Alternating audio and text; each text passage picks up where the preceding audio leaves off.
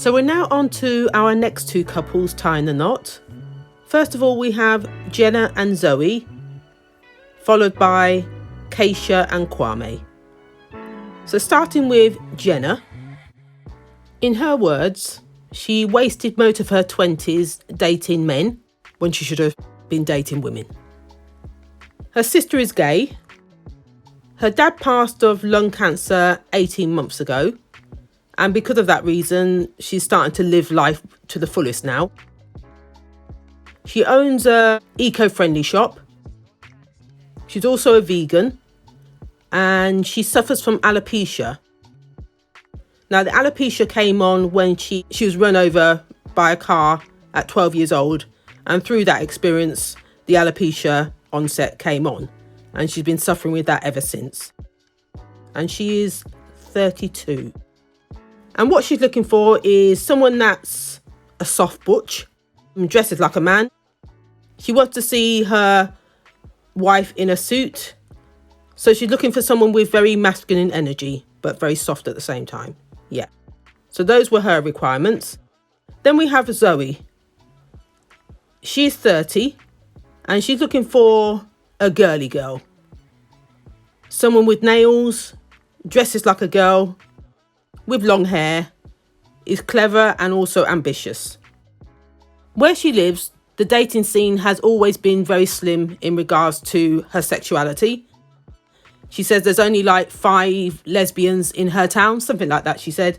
So the pickings are very slim. So by coming on this show, she's looking to commit to someone because that's the only thing missing from her life. Fast forward to the wedding day. So we saw Jenna getting ready, getting her makeup done, hair done, the usual. Same again with ZOE in her suit, looking very snazzy. And Jenna came out in her dress, looking very pretty. Yeah, looking the part. And then fast forward to the actual ceremony. We saw ZOE walk in, looking very nervous. But she got a great reception from both parties, her family as well as Jenna's family. She said hello to everybody. And you saw, I think it was Jenna's sister and her partner both speaking to each other. And they were saying that 100%, meaning that she fitted the bill. So that was already a good start on their behalf. And then we saw Jenna walk in. She was walking herself down the aisle. And when you saw ZOE turned around, she breathed a sigh of relief. She's thinking, perfect. Pretty dress, pretty face. Yeah, the whole 9 yards. It was a perfect match. And then you saw these two greet each other with a hug. And they were chit-chatting for a bit. You saw Jenna get emotional. She was saying to her family, I'm getting emotional. So everybody started crying, of course. And so did ZOE's side of the family. They were getting a little emotional as well because these two were meant to be. They looked the part. They were getting on with each other. There was the initial attraction already. And as far as they were concerned, the matchmakers did well.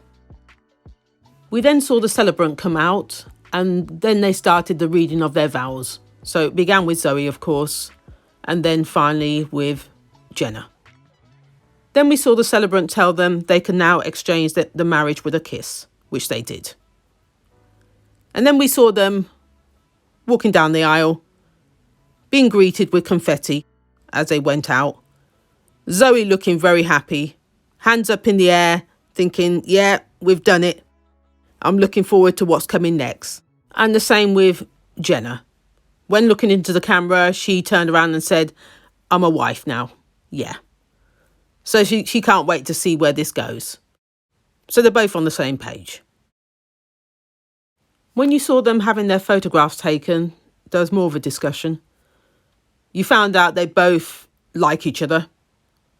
They got what they ordered. Yeah, they both said the same thing.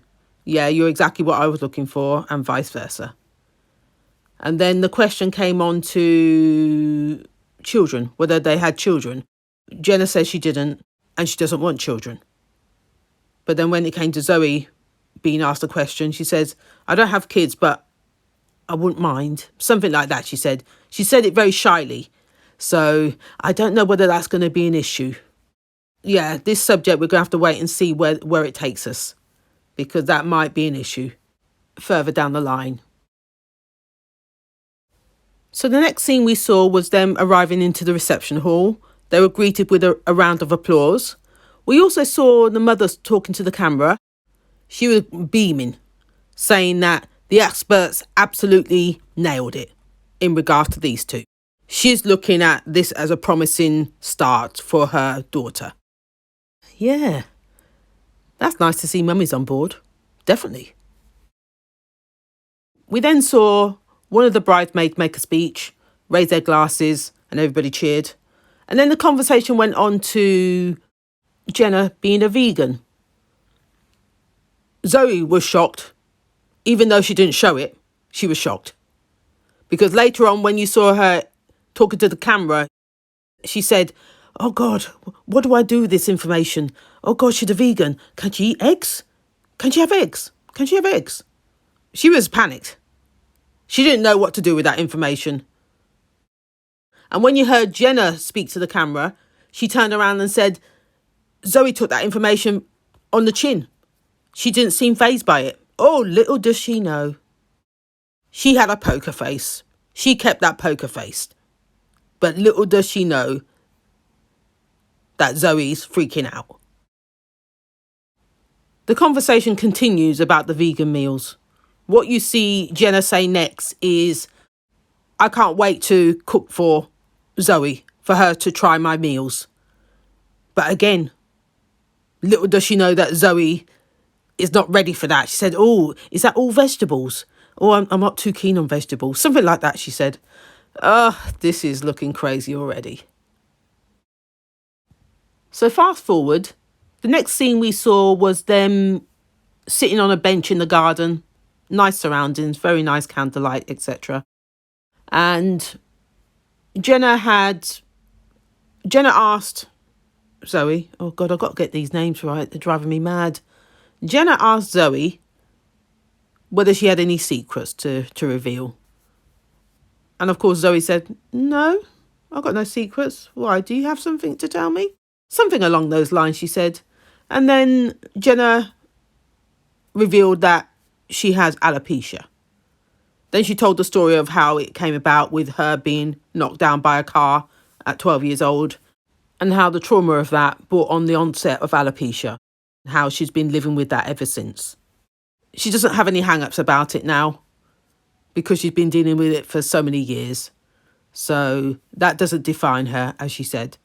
And then Zoe's response to that was very much like, to be honest, I really don't give a shit. I don't care. So she was quite happy to hear that from her, that it wasn't an issue. And then the next question that was asked was, where do we go from here? What do we do now?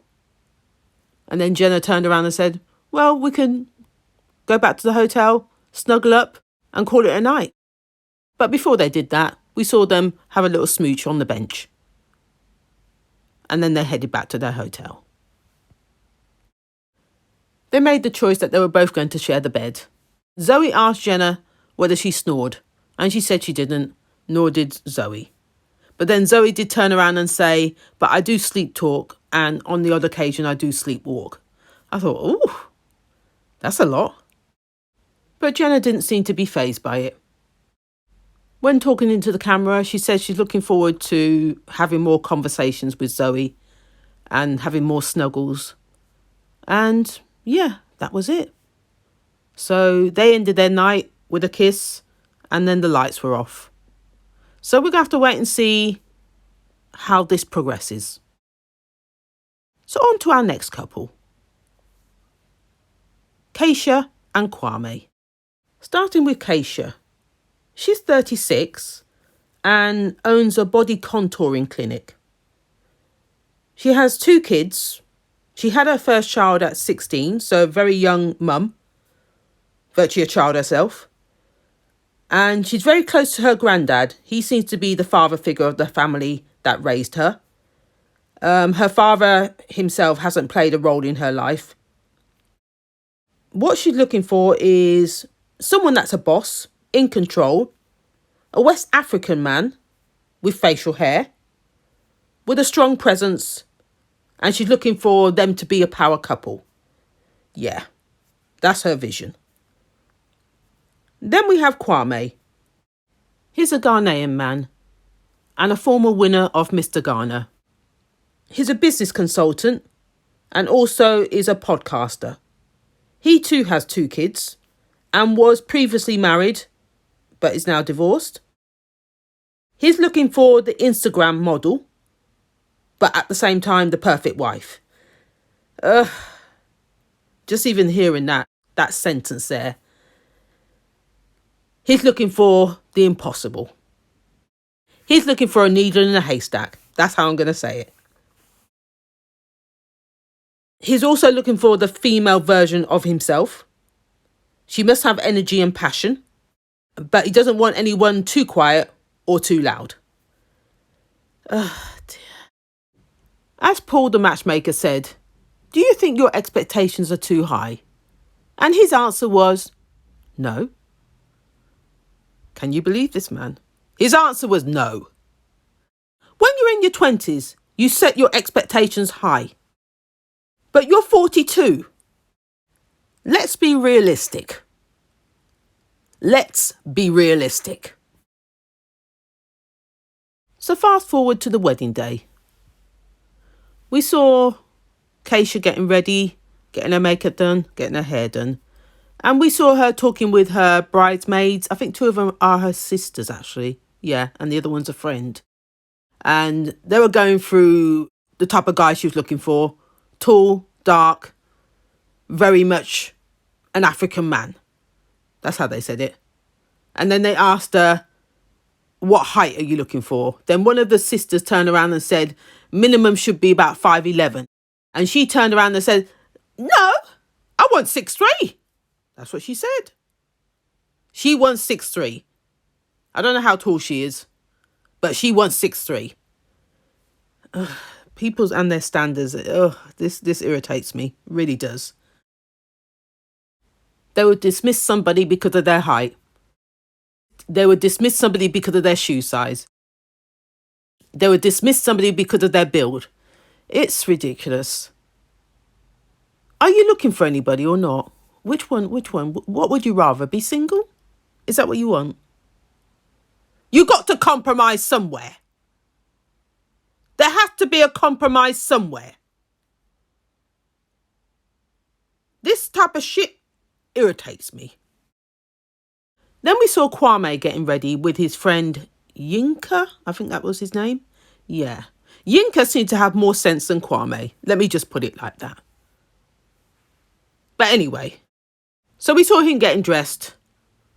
He's talking about going through marriage a second time. He thinks he's ready this time compared to the first time, because he was very young. He was 22, I believe, when he married the first time. So this time he feels he's ready for it. Yeah. And then when you saw the camera turn to his best man, Yinka, you saw him say, I think KWAME's asking a little too much. His expectations are very high. I'm not too sure he's going to find what he's looking for. That's virtually what he said. Yes, that's what he said. And I'm in agreement. I don't think you're going to find what you're looking for. You're setting your expectations too high. Anyway, coming back to KASIA, she came out in her wedding dress looking very beautiful. And her granddad greeted her, gave her a hug, and he was taken aback by how beautiful she looked. And he said something like, I've never seen you look so pretty. Something like that. And she virtually burst into tears. Yeah, it was nice to hear that from her granddad. She was emotional. And when in front of the camera, we saw her say something like, I know nothing about this guy.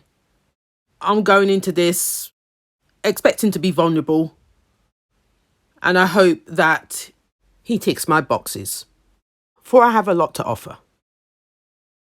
Yeah, she wants to give it her all. That's what she said. And when it came to KWAME, he said he's looking for the chemistry. He's more nervous about when she turns around and there not being chemistry. Yeah. Yeah, he's more nervous about that. Oh, dear. Anyway, fast forward to the wedding. We saw the guests arriving, and you did hear the mum say that I hope he's ready because Keisha's definitely ready. And then also her best friend Stephanie said something like, if he's not what she envisioned, we're going to hear about it. Something like that, she said.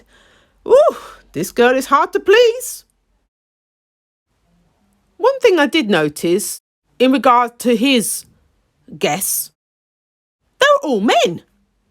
Where are the women? Where's his mum and dad? Where's the immediate family? All I saw was his boys, the man dem.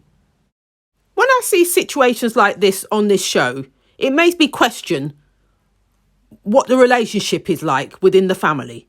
Did his parents not approve of him getting married, coming on the show? Did the family not approve? I've got too many questions.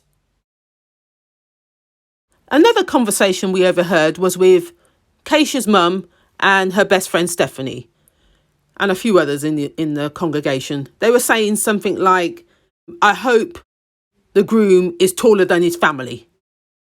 From the gist of it, they're all saying that side of the family, they just look too short. And as her friend Kemi said, if he's too short, there's going to be a problem. Yes, we're back to the height thing. There's going to be a problem. Finally, we saw the groom arrived in his red suit. Looking very smart, I will say. But red? Yeah, anyway. But he looked very smart nevertheless. Very confident.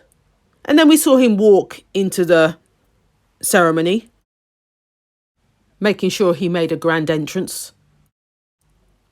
Everybody look at me. Everybody look at me. I've just walked in. He had that look about him.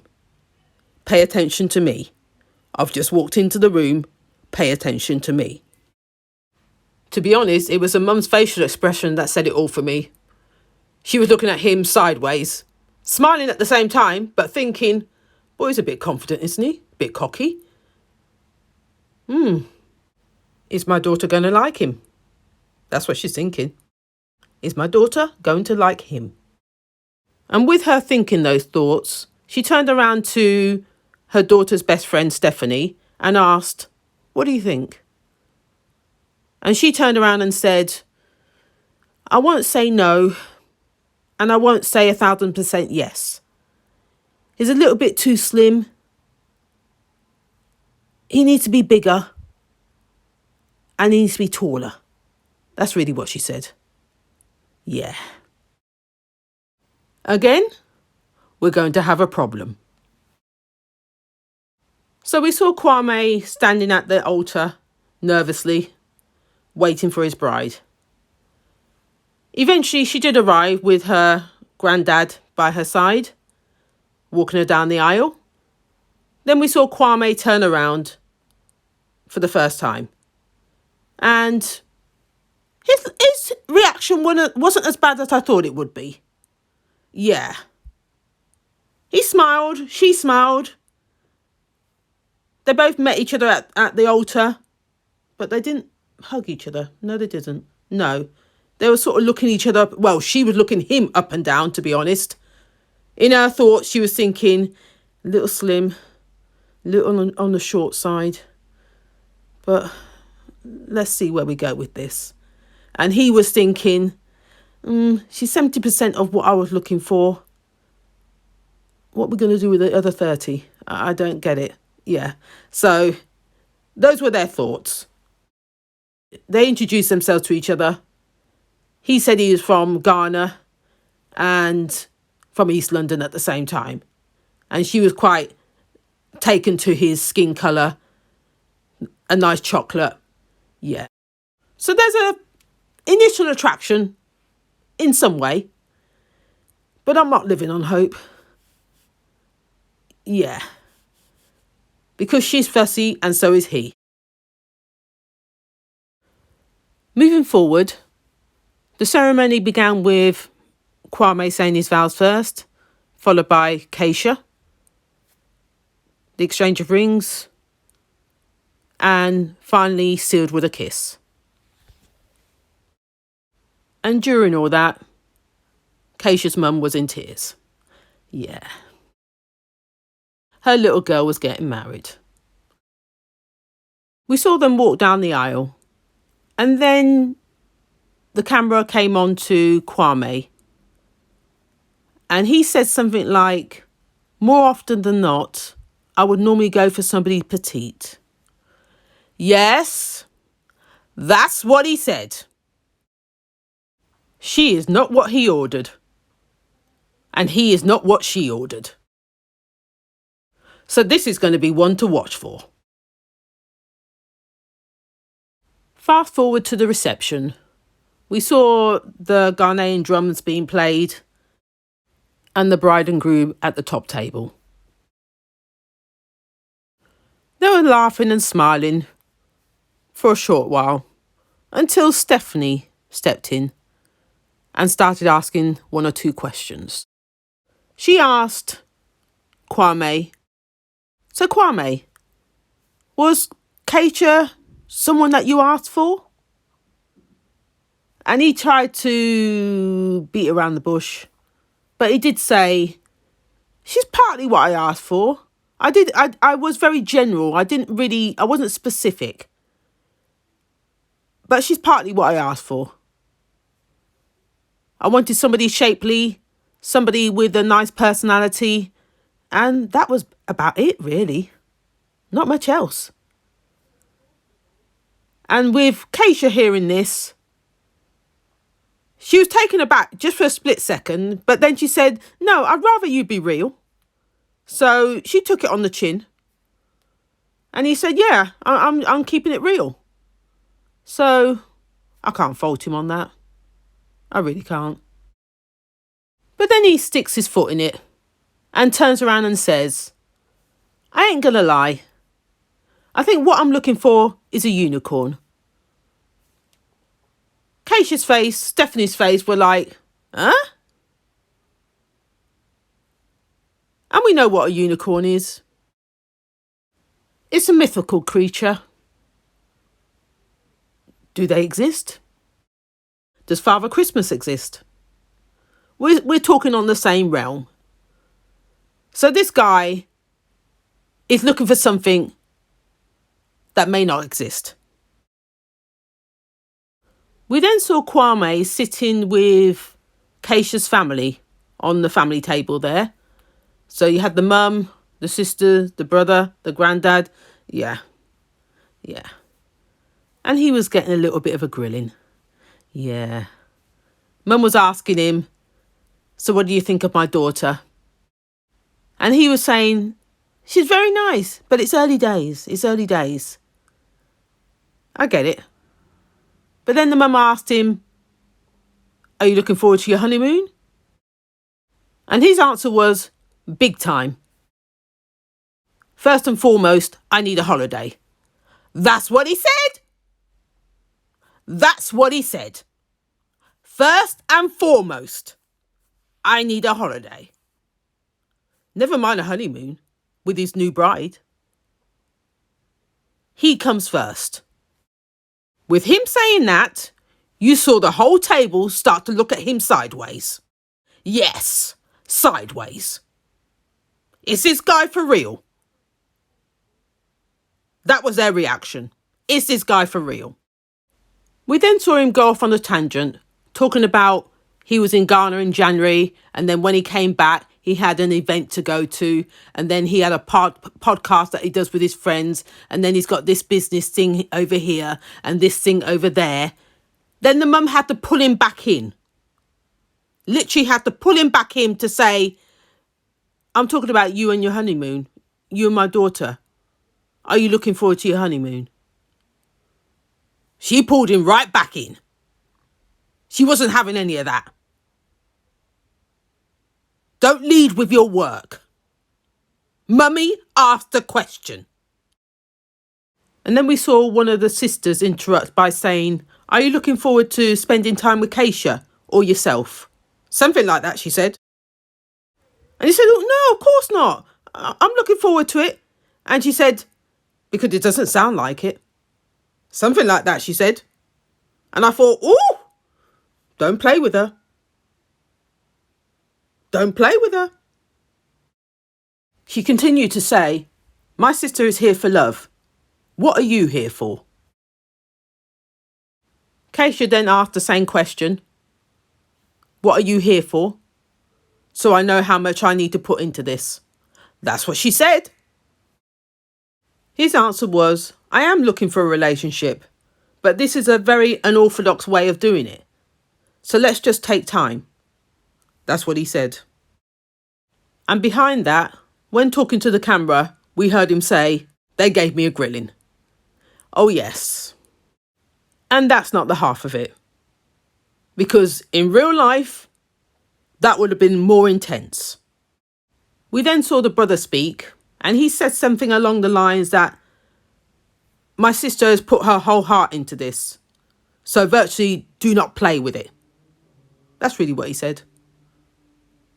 Do not play.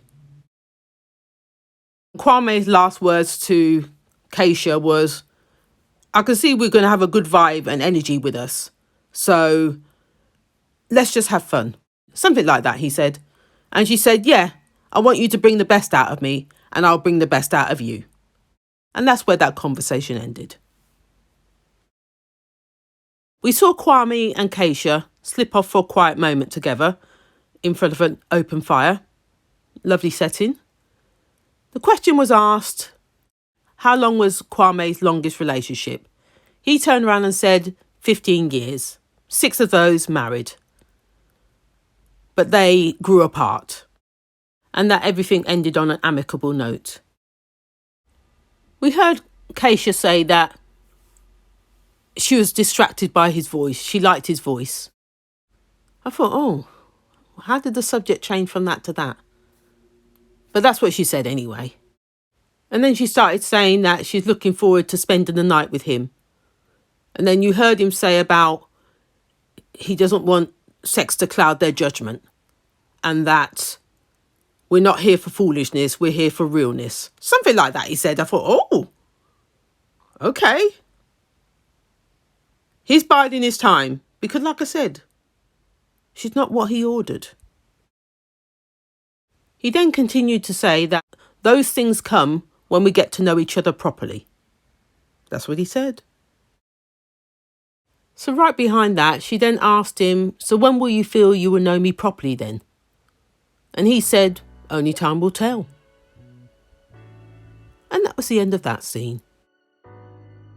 So in our final scene, we saw these guys go back to the hotel, enter their room, and we had a 4-poster bed, and plus we had a pull-out bed, couch bed thing, sofa bed. And you saw KWAME making jokes about, oh, you can sleep in that bed over there, which is the couch, and I'll sleep in the big bed. And my girl wasn't impressed. She wasn't. And when talking to the camera, you heard KASIA say that intimacy is very important to her in a relationship. And I would struggle if my husband doesn't have that at the top of his list. Something like that, she said. So she's not happy at the moment. We're just going to have to wait and see where this goes. We're going to have to wait and see. So this is where I'll leave it. If you like what you heard, please like, comment and subscribe. Till next time.